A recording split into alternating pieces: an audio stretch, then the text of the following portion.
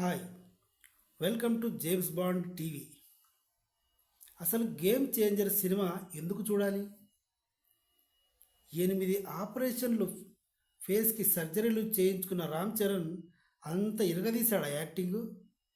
అసలు యాక్టింగ్కే పనికిరాడు అనుకున్న రామ్ చరణ్ ఈ సినిమాలో ఎన్ని క్యారెక్టర్స్ చేశాడో చెబితే రోమాలు నిక్కపొడుచుకుంటాయి. యాక్టింగ్కి, సినిమా ఇండస్ట్రీకి అందం కూడా ముఖ్యం. అందం లేకుండా కూడా ముఖ్యమే. ఈరోజు మీరు చూసుకుంటే చిరంజీవి అంత అందగాడైతే రామ్ చరణ్ కాదు, పవన్ కళ్యాణ్ అంత అందగాడు కూడా కాదు.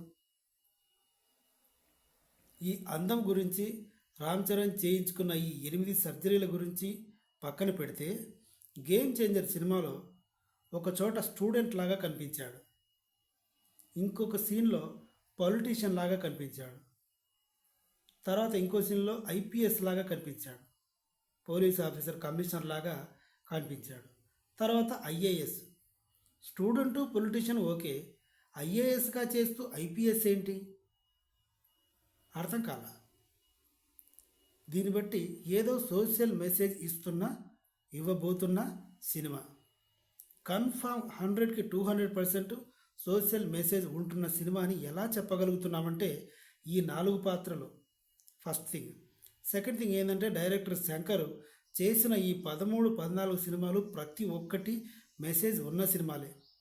జెంటిల్మెన్, భారతీయుడు, రోబో అన్నీ ఎవ్రీ మూవీ మెసేజ్ ఉన్న సినిమాలే. కాబట్టి ఇది 100కి 200% మెసేజ్ ఓరియంటెడ్ సినిమానే. Action thriller with message oriented. కాబట్టి ఈ 4 క్యారెక్టర్ల కోసం రామ్ చరణ్ పర్ఫార్మెన్స్ ఎలా ఉంటుంది అన్నది మన ఇమాజినేషన్కే వదిలేసుకోవచ్చు. వీడియో నచ్చితే సబ్స్క్రైబ్ చేయండి. Thank you.